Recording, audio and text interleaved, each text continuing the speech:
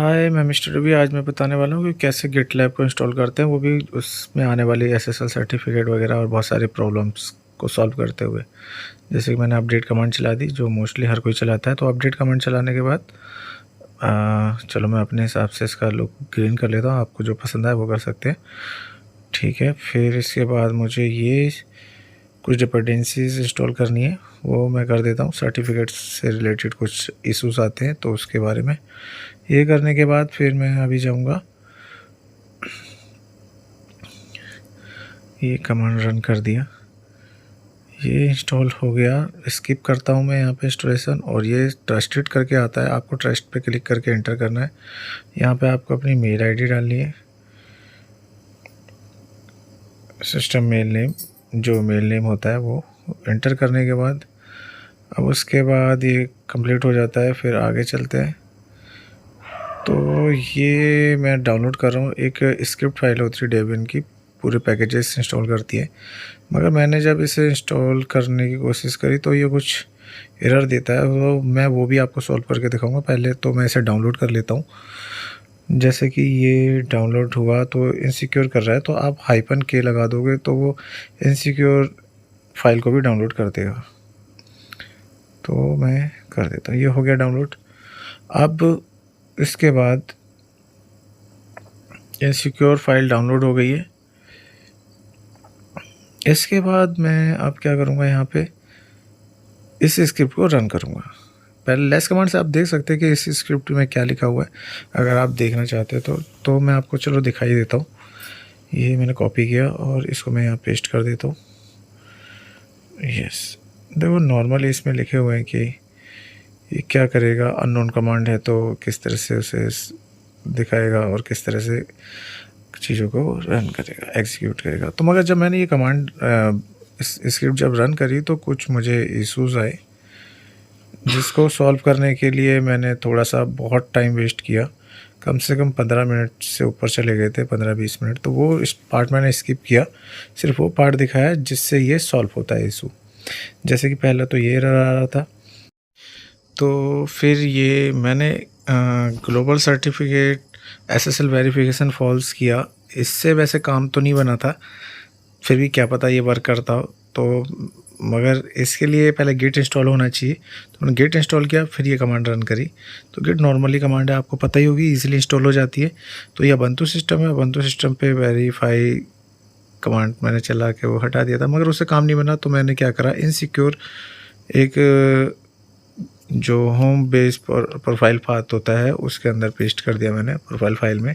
Insecure की allow कर देगा, बाईपास कर देगा इनसिक्योर फाइल को भी, और बेस करके मैंने उसे तुरंत एग्जीक्यूट कर दिया। ठीक है, तो देखो मैंने उससे पहले और भी की CSR चलाया था, मगर उससे काम नहीं बना। देखो उसको करने के बाद ये प्रॉपर रन हो गया था। मैंने बीच का पार्ट स्किप किया जो कि टाइम बहुत लेता। तो सेटअप हो गया, ये जो स्क्रिप्ट थी वो रन हो गई, एग्जीक्यूट हो गई सक्सेसफुली। अब हम क्या करेंगे, GitLab-CE इंस्टॉल करेंगे। ये उसी के बाद ही इंस्टॉल हो पाएगी, क्योंकि डिपेंडेंसीज उसके लिए बहुत सारी चाहिए होती है। और ये मैं इसे वाइट कर देता हूँ। देखो इंस्टॉल होने के बाद कुछ इस तरह का दिखेगा GitLab, ठीक है। और ये सक्सेसफुली कॉन्फ़िगर होने के बाद thank you for installing GitLab show करता है। अब ये करने के बाद आपको इस सर्वर की IP लेनी होती है, और वो एग्जीक्यूट आपको ब्राउज़र पे जाके हिट करनी होती है। मगर उससे पहले आपको फायरवॉल देखना पड़ता है। अगर आपने फायरवॉल डिसेबल कर रखा तो कोई इशू नहीं है, अदरवाइज़ आपको अलाउ करने पड़ेंगे रूल्स। तो पहले तो आपको .rb फाइल में जाके कुछ एडिट करना पड़ता है, जैसे कि IP देनी पड़ती है अपने सिस्टम की, वो भी HTTPS के साथ देना है। जैसे कि इसमें दे रखा है HTTPS या HTTP डोमेन के साथ, और लेट्स इनक्रिप्ट वाली फाइल जो मैंने एंट्री की थी वो करनी होती है। फिर उसके बाद आपको सीधा ये पासवर्ड सेट पे ले जाता है। और याद रखिए इसका रूट होता है, एडमिन नहीं होता यूज़र। तो मैंने गलती की थी, एडमिन डाल दिया, तो आपको रूट रखना है। तो रूट डालने के बाद आप फिर इसे लॉगिन कर सकते हैं। पासवर्ड है सेव यस नो बता रहा है। अब यहाँ पे आने के बाद आपको ना सबसे सिंपल है, आप अपनी प्रोफाइल, ये तो खैर रूट प्रोफाइल है। अगर आपको यूज़र क्रिएट करना है तो आप डायरेक्टली एडमिन वाले ऑप्शन में जा सकते हैं, तो वो काफ़ी इजी रहेगा। मगर थोड़ा बहुत ओवरव्यू में दे देता हूँ। जैसे कि ये दिख रहा है एडमिनिस्ट्रेटर है, ये प्रोफाइल है, सेटिंग है। सेटिंग में अगर क्लिक करते हैं तो कुछ इस तरह से दिखता है कि आप अवतार वगैरह और बहुत सारी चीज़ें, अकाउंट्स आपको मिल जाते हैं। जैसे कि आपको यहाँ पे चेंजेस करना है, यूज़र नेम और भी बहुत कुछ तो वो कर सकते हैं, डिलीट अकाउंट भी कर सकते हैं। तो और 2 फैक्टर ऑथेंटिकेशन ऑप्शन भी मिलता है इसमें। तो काफ़ी चीज़ें बढ़ गई हैं, टोकन एक्सेस भी है, एसएसएस की ऐड करनी पड़ती है, याद रखिएगा वो ज़रूर करना है आपको, वरना आपको गिट के जो एग्जीक्यूट करने पड़ती हैं कोड या जो भी आप रिपोजिटरी एग्जीक्यूट करते हैं तो नहीं कर पाएंगे। ये एडमिन का आइकन था जिस पर मैंने क्लिक किया, सेटिंग की तरह से आइकन आ रहा था, और उस पर करने के बाद यूज़र पे क्लिक करना है और यहाँ पे आपको यूज़र क्रिएट के लिए आ जाएगा। तो आपको पहले नाम देना है, जो भी आपको नाम उसके अकॉर्डिंग सही लगे, फिर यूज़र नेम, फिर ईमेल आईडी देना मस्ट है क्योंकि इसमें बोल रहा है रिक्वायर्ड। और मगर मैं आपको बताऊंगा कि आपको 2 तरीके होते हैं ईमेल आईडी का। एक बेनिफिट ये होता है कि जैसे ही आप इसको अपडेट करेंगे तो फर्स्ट टाइम में आपको पासवर्ड डालने के लिए नहीं दे रहा। जैसे आप क्रिएट यूज़र करेंगे तो उसकी मेल आईडी पे ये लिंक चला जाएगा इसका कि पासवर्ड क्रिएट के लिए। तो देखो ये कुछ है, जब आप क्रिएट करते हो तो कुछ इस तरह के ऑप्शन आते हैं।